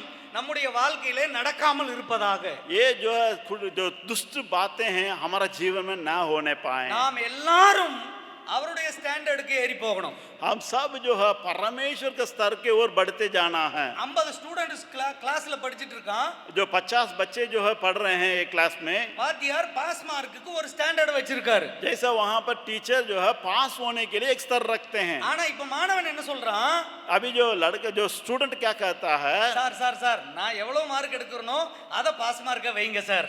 वो कहता है सर ऐसा है जो आप जो रखे हैं वो नहीं, मैं जो ले पाता हूं उसको जो है पास मार्क घोषण कीजिए। நீங்க எவ்வளவு வைக்கிறீங்களோ அவ்வளவு என்னால வாங்க முடியாது சார். आप जो निर्धारित किए हैं उतना हमसे नहीं होगा। நான் எவ்வளவு எடுக்கிறனோ அதை நீங்க பாஸ் மார்க்கா வாங்கி வச்சிட்டீங்கன்னா நான் வந்து ஈஸியா போயிடுவேன் சார். ஒவ்வொரு மாணவனும் இப்படி சொன்னா எப்படி இருக்கும்? जैसा हर एक लड़का ऐसा कहेगा मैं जितना लेता हूं मैं उसी को जो है पास मार्क घोषण कीजिए करके हर एक कहता है, तो वहां पर पढ़ाई का स्तर क्या रह जाएगा। இப்படித்தான் நம்முடைய ஆவிக்குரிய வாழ்க்கையை நாம் நிர்ணயித்து வைத்திருக்கிறோம். इसी रीति से ही हम अपना आत्मिक जीवन को भी बना के रखे हैं। இப்படி நிர்ணயிப்பதற்கு ஆண்டவர் நமக்கு சொல்லவில்லை. ऐसा जो है निर्धारित करने के लिए परमेश्वर नहीं कहता है। எல்லாருக்கும் ஒரு ஸ்டாண்டர்ட் வைத்திருக்கிறார். वो सब मनुष्य के लिए एक स्तर को रखा है, அவருடைய ஸ்டாண்டர்ட் அது. वो उनकी स्तर है, அந்த ஸ்டாண்டர்டுக்கு நாம் எல்லாரும் வளர வேண்டும். उसके ओर हम सब बढ़ना चाहिए। வசனம் என்ன சொல்லுகிறது? वचन क्या बताती है? வாசிக்கலாம். எபேசியர் 4வது அதிகாரம் 11வது வசனம். एफेसियों 4 की 11। எபேசியர் 4:11. एफेसियों 4 अध्याय का 11वां वचन। மேலும் நாம் அனைவரும் இங்க எல்லாருமே இன்க்ளூட் ஆயிருக்கீங்கன்னு நான் நம்புறேன். எல்லாரும் இங்கே நாம் இந்த வசனத்தில் இணைந்திருக்கிறோம். நாம் அனைவரும், there is no exceptional at all. இங்க எக்ஸெப்ஷனலே கிடையாது. நாம் அனைவரும் தேவனுடைய குமாரனை பற்றும் விசுவாசத்திலும் அறிவிலும் ஒருமைப்பட்டவர்களாகி கிறிஸ்துவனுடைய நிறைவான வளர்ச்சியின் அளவுக்கு தக்க பூர்ண புருஷராகிற வரைக்கும் வளர வேண்டும். जिससे पवित्र लोग सिद्ध हो जाएं और सेवा का काम किया जाए और मसीह के देह उन्नति पाएं। नेक्स्ट और आगे, जब तक कि हम सब के सब विश्वास और परमेश्वर के पुत्र के पहचान में एक न हो जाएं और एक सिद्ध मनुष्य न बन जाएं और मसीह के पूरे दिल डोल तक न बढ़ जाएं। கிறிஸ்துவனுடைய நிறைவான வளர்ச்சியின் அளவுக்கு தக்கதாக நாம் எல்லாரும் வளர்கிறவர்களாய் இருக்க வேண்டும். यो परमेश्वर के जो भरपूर स्तर तक हम सब बढ़ना चाहिए। நமக்கு என்ன பிரச்சனை? हमें क्या समस्या है? நான் இனி வளர வேண்டிய அவசியம் இல்ல. हम अभी बढ़ने की कोई जरूरत नहीं है। அப்ப நீங்க பிஞ்சிலேயே பழுத்துட்டீங்கன்னு அர்த்தம். जैसा आप जो है पूरा होने से पहले जो पक जाते हैं वो फल के समान हो जाते हैं। பிஞ்சில பழுத்த பழம் இனிக்காது. जैसा जो है अपने समय से पहले जो पक जाती है वो फल मीठा नहीं रहेगा। பிஞ்சில பழுத்த பழம் மார்க்கெட்டுக்கு போகாது. जैसा अपने समय से पहले जो पक जाती है वो फल जो है बिकेगा नहीं। இன்னைக்கு நிறைய பேர் நான் பிஞ்சில பழுத்துட்டதாக தங்களை முதிர்ச்சி உள்ளவர்கள் என்று சொல்லிக் கொள்கிறார்கள். हम में से कई लोग ऐसे हैं जो समय से पहले पक जाते हैं, हम परिपक्व हो चुके हैं करके कहते हैं। ஆனால் இங்கே தேவன் சொல்லுகிறார், ஆண்டவர் சொல்லுகிறார், நாம் எல்லாரும் கிறிஸ்துவின் நிறைவான வளர்ச்சி அளவுக்கு தக்கதாக வளர்ச்சி அடைய வேண்டும். यहाँ परमेश्वर क्या बताता है? और हर एक मनुष्य सिद्ध मनुष्य ना बन जाए और मतलब परमेश्वर को उस जगह तक हम पहुंचना चाहिए। நான் வளர வேண்டிய அவசியம் இல்லை. हम बढ़ने की जरूरत नहीं நான் है, மாற வேண்டிய அவசியம் இல்ல. हमें बदलाव की कोई जरूरत नहीं है, நான் எல்லாமே கரெக்டா தான் இருக்கேன். मैं सब में ठीक हूँ, எனக்கு ஒரு பிரச்சனையும் கிடையாது. अब में कोई समस्या இது नहीं है। ஆவிக்குரிய வாழ்க்கைக்கான லட்சணமே கிடையாது. ये जो है आत्मिक मनुष्य का लक्षण नहीं है। மாற வேண்டும் என்பதுதான் வேதம் நமக்கு சொல்லுகிறது. जो हम में परिवर्तन होना है यही बाइबल हमें सिखाती है। வளர வேண்டும் என்பதைத்தான் வேதம் நமக்கு சொல்லுகிறது. जैसा हम बढ़ना है यही वचन हमें सिखाती है। கிறிஸ்துவின் நிறைவான அளவுக்கு தக்கதாக பூர்ண புருஷராக வரைக்கும் வளர வேண்டும். परमेश्वर में उस भरपूर की उस स्तर तक हमें बढ़ने की आवश्यकता है। அதுக்கு ஒரே வழி ஆவியினால் நடத்தப்படுவது. उसके लिए एक ही रास्ता है, हम आत्मा के द्वारा चलाया जाना चाहिए। இதோ நமக்கு முன்னாடி ரெண்டு ஆப்ஷன் இருக்கு. अभी यहाँ पर दो चेन की बातें हैं, ஆவியின்படி வாழ்கிற வாழ்க்கை, जो आत्मा के द्वारा चलाए जाने की बातें இன்னொன்று हैं, மாமிசத்தின்படி வாழ்கிற வாழ்க்கை, वो शरीर की बातों के अनुसार चलाए जाने वाली தேவ बातें हैं, சித்தத்தின்படி வாழ்கிற வாழ்க்கை, परमेश्वर की इच्छा के अनुसार चलने वाली அல்லது बातें, சுய சித்தத்தின்படி வாழ்கிற या வாழ்க்கை. अपनी इच्छा के अनुसार चलने वाली बातें, எதை நாம் தெரிந்து கொள்ள போகிறோம்? किसे हम चुनेंगे கடைசியாக अंतिम में? நாலாவதாக சொல்லி முடிக்க விரும்புகிறேன். जो மத்தேயு 7வது அதிகாரம் 24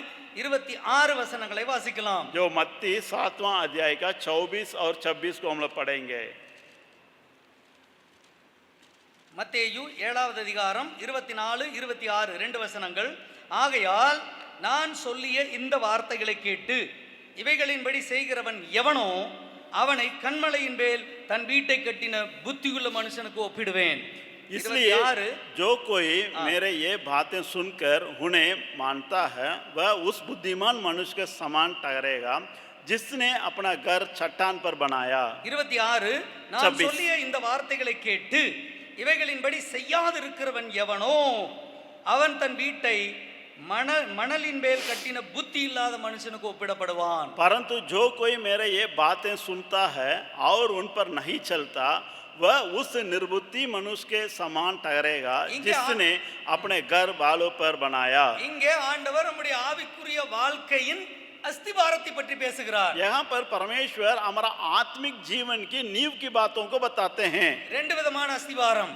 दो तरह की नींव है। ஒன்று தேவனுடைய வார்த்தையின்படி அமைத்துக் கொள்ளுகிற அஸ்திபாரம். ये पहला जो है परमेश्वर की जो बात के अनुसार बनाया गया नींव। இரண்டாவது இந்த உலக பிரகாரமான அழிந்து போகிற காரியங்களை வைத்து அமைத்துக் கொள்ளுகிற அஸ்திபாரம். जैसा दूसरा जो है इस संसार की बातों को रखते हुए जो नाश होने वाली है उससे रख करके बनाने वाले नींव। எதை வச்சு நம்ம அஸ்திபாரத்தை போட போறோம்? अब हम क्या किससे रख करके हम नींव बनाने जा रहे हैं? சாலமோன் என்று ஒரு ராஜா இருந்தான். जो सुलेमान के बारे में हम लोग देखते हैं। அந்த சாலமோன் தன்னுடைய வாழ்க்கையை अनेक विधमान अस्तिवारங்களை கொண்டு கட்ட நினைத்தான். जो अपने जो जीवन को कई प्रकार की नींव के ऊपर बनाना चाहता था। முதலாவது அவன் தன்னுடைய வாழ்க்கையின் அஸ்திபாரத்தை ஞானத்தை கொண்டு கட்ட நினைத்தான். विजडम जैसा वो अपने जो जीवन की जो नींव को पहले ज्ञान के द्वारा बनाना चाहता था। எந்த அளவுக்கு தன்னுடைய ஞானத்தை அவன் சார்ந்திருந்தானோ அந்த அளவுக்கு அவன் he was a great failure. जैसा वो कितने अपने ज्ञान पर जो है निर्भर रहता था उतना ही वो जो है जो जीवन में नुकसान को भी पाया। ரெண்டாவது he wanted to build his life upon wealth. जो है वो दूसरी बातें जो है अपने जीवन को धन के साथ बनाना चाहता था। அவங்கிட்ட இல்லாத சம்பத்தியே கிடையாது, பணமே கிடையாது, அவங்கிட்ட இல்லாத சொத்து பத்தே கிடையாது, அவ்வளவு இருந்துச்சு. उनके पास ऐसा कुछ संपत्ति ऐसा ना था, मतलब उनके पास ना हो करके सारे सब कुछ से वो भरपूर था। நீங்க பிரசங்கி 2வது அதிகாரத்தை வாசித்து பாருங்கள் தெரியும். जो आप सभापदेशक 2 अध्याय को अगर पढ़ के देखेंगे तो पता चलेगा। அடுத்தது wives, दूसरी जो है पत्नियां, 1000 மனைவிகள். जैसा उसके पास 1000 पत्नियां थी, அதை வைத்து நம்முடைய வாழ்க்கையை கட்டிவிடலாம் என்று நினைத்தான். वो उसको ऊपर आधारित अपने जीवन को बना लेंगे करके सोच रहा था। ஆனால் அதிலேயும் அவனுக்கு சந்தோஷம் கிடைக்கவில்லை. लेकिन उसमें भी वो जो है संतुष्टि नहीं पाया। அடுத்தது அவனுடைய ராஜ பதவி அதிகாரம், जैसा दूसरा जो है अधिकार रखने की जो बातें हैं அதுலயும் அவனுக்கு சந்தோஷம் கிடைக்கல. उसमें भी वो जो है संतुष्ट नहीं हुआ, அதுலயும் அவனுக்கு நிம்மதி கிடைக்கல. उसमें भी वो शांति नहीं पाया। அவனுடைய ஞானம் அவனுக்கு உதவவில்லை. उनकी जो बुद्धि उसको साथ नहीं दे पाया। அவன் சேர்த்த சொத்து, அவனுக்கு இருந்த தங்கம் பொன்னு வெள்ளி எதுவும் அவனுக்கு உதவவில்லை. जैसा उसके पास जितने ढेर सारे जो सोना चांदी वो सारे जो है धन उसके पास था वो उसको काम नहीं आया। அவனுக்கு இருந்த 1000 மனைவிகள் அவனுக்கு உதவவில்லை. उनके पास जो 1000 पत्नियां थी वो जो है उनको साथ नहीं दे पाए। அவனுடைய ஆட்சியும் அதிகாரமும் அவனுக்கு உதவவில்லை. उनकी जो है राजनीतिक और जो है उनके ताकत उसको साथ नहीं दिया। இந்த அஸ்திபாரத்தை எல்லாம் கட்டி பார்த்துவிட்டு ये கடைசியாக அவன் பிரசங்கி புஸ்தகத்தை முடிக்கிறான். அதை கவனியுங்கள். जैसा ये सारे बातों को बोल करके सबोपदेशक के जो अंतिम समय में वो क्या कहता है पढ़ेंगे। பிரசங்கி 12வது அதிகாரம் 13 14 வசனங்கள். जैसा सबोपदेशक 12 अध्याय का 13 और 14 वचन को हम लोग पढ़ते இங்க हैं। என்ன அருமையா சொல்லுகிறான் பாருங்கள். காரியத்தின் கடைத்தொகையை கேட்போமாக, தேவனுக்கு பயந்து அவர் கற்பனைகளை கைக்கொள், எல்லா மனுஷர் மேலும் விழுந்த கடமை இதுவே, ஒவ்வொரு கிரியையையும் அந்தரங்கமான ஒவ்வொரு காரியத்தையும் நன்மையானாலும் தீமையானாலும் தேவன் நியாயத்திலே கொண்டு வருவார். मैं यहाँ पढ़ता हूँ सबोपदेशक 12 का 13 और 14 वचन। सब कुछ सुना गया, अंत की बात यह है कि परमेश्वर का भय मान और उसकी आज्ञाओं को पालन कर, क्योंकि मनुष्य के संपूर्ण कर्तव्य यही है। क्योंकि परमेश्वर का सब कामों और सब गुप्त बातों का चाहे वे भली हो या बुरी न्याय करेगा। தேவன் எல்லாவற்றையும் நியாயத்திலே கொண்டு வந்து நிறுத்துவார். காரியத்தின் கடைத்தொகை என்ன? தேவனுக்கு பயந்து வாழ்வதே சரியான வாழ்க்கை. ये जो बातों की जो अंतिम बात यही है, आप भले काम करो या बुरा काम करो, परमेश्वर सारे बातों को न्याय पर ले आएगा। ரெண்டு விதமான அஸ்திபாரம். दो तरीका के जो नींव है। தேவனுடைய வார்த்தைகளை கொண்டு அஸ்திபாரம் அமைத்து வாழ்கிற வாழ்க்கை. एक जो है परमेश्वर को वचन के अनुसार आधारित रख करके नींव बना करके जीने वाली, உலகத்தின் மேன்மைகளை வைத்து ஆதாரமாக வைத்து வாழ்கிற இன்னொரு வாழ்க்கை. दूसरा जो है जो संसार की जो महत्वपूर्ण बातों को नींव बना करके जीने वाली बातें। எதை வைத்து நம்முடைய வாழ்க்கையை கட்ட போகிறோம்? हम किसको रख करके अपने जीवन को बनाने जा रहे हैं? கண்களை மூடி ஜெபம் பண்ணலாம். हम लोग आंख बंद करके प्रार्थना करें।